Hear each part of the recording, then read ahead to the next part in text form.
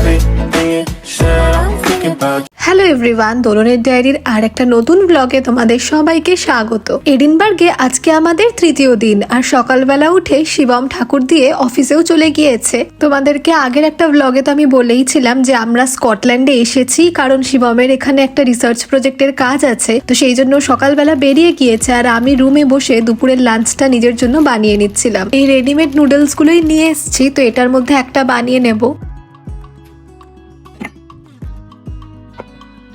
তো চলো এটা বানাতে বানাতে তোমাদের সাথে আমি কিছু কথা শেয়ার করি। আমাদের সমাজে এই রান্না করা স্কিলটাকে নিয়ে একটা ভীষণ বড় স্টিরিওটাইপ আছে। এই যেমন ছেলেরা কেন রান্না করবে, বা ধরো মেয়ে হয়ে তুই রান্না জানিস না, তাহলে তো তোর বিয়েই হবে না, শ্বশুর বাড়ি থেকে ফেরত দিয়ে যাবে। এইরকম অনেক কথা ছোট থেকেই ছেলে মেয়েদের মনের মধ্যে ঢুকিয়ে দেওয়া হয়। আবার অনেক সময় বাড়ির মেয়েদেরকে এইভাবে বলা হয় যে পড়াশোনা ভালো করে না করলে তখন কিন্তু সারা জীবন রান্নাই করতে হবে। এতে অল্প বয়সী ছেলে মেয়েদের মনে রান্নার প্রতি একটা মিসকনসেপশন তৈরি হয়ে যায়, অ্যাজ ইফ রান্না করাটা একটা উইকনেস বা একটা পার্টিকুলার জেন্ডারের রোল। ওয়্যারাজ বাস্তবে দেখতে গেলে রান্না জানাটা বা রান্না করতে পারাটা কিন্তু একটি ছেলে এবং একটি মেয়ে দুইজনের পক্ষেই খুবই জরুরি।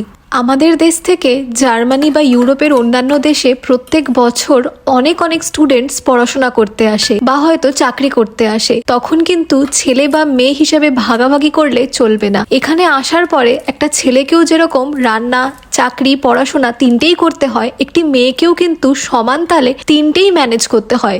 তাকে রান্নাটাও যেমন করতে হয়, তাকে এখানে স্টুডেন্ট জব বা পার্ট টাইম জবের সাথে কাজও করতে হবে, এবং তাকে কলেজের পড়াশোনাটাও বা ইউনিভার্সিটির পড়াশোনাটাও সমান তালে চালিয়ে যেতে হবে। তখন কিন্তু বাড়ির ছেলেটা রান্না করবে না বা মেয়েটাই শুধু রান্না করবে আর পড়াশোনাটা শুধু ছেলে করবে, এরকম ভাগাভাগি করলে হয় না। উভয় জেন্ডারকেই দুটো কাজই করতে হয়। তাই আমার মনে হয় এখনকারের মা বাবাদের উচিত তাদের ছেলে মেয়েদের কাছে রান্নাটাকে একটা লাইফ স্কিল হিসাবে ইন্ট্রোডিউস করা। কথা বলতে বলতে এদিকে শিবমও চলে এসছে, আরও প্রত্যেক দিনই ফেরার টাইমে আমার জন্য কয়েকটা কুকিজ নিয়ে আসে। ওদের ওখানে মিটিংয়ে যে কুকিজগুলো থাকে, তো সেগুলোই ও কয়েকটা আমার জন্য নিয়ে এসছে। ফার্স্টেরটাই চকলেট ব্রাউনি, আর তারপরেরটাই রাসবেরি ব্রাউনি। হ্যাঁ খাবো, এটা খেয়ে নিয়ে তারপরে মিষ্টি এটা খাবো।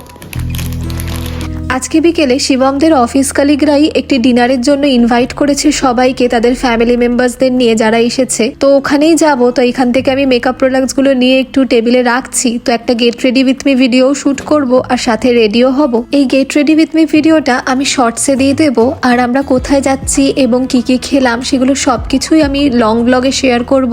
তো চলো আমি এবার রেডি হয়ে নিই। আর তোমরা কমেন্টে অবশ্যই জানিও তোমাদের এই ব্লগসগুলো কেমন লাগছে, আর তোমরা কে কোথা থেকে আমার ব্লগস দেখছো। দেখা হবে নেক্সট ব্লগে। বাই।